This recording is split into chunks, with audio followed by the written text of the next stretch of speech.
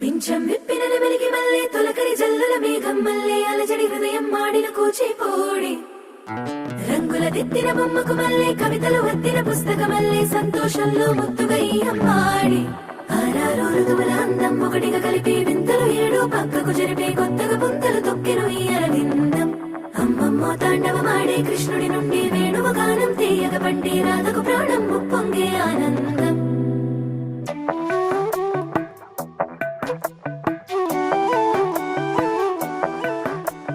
మధురము కదా ప్రతొక నడక నీతో కలిసేలా తరగని కథ మనదే కనుక మనసు మురిసినిలా ఉసురేమో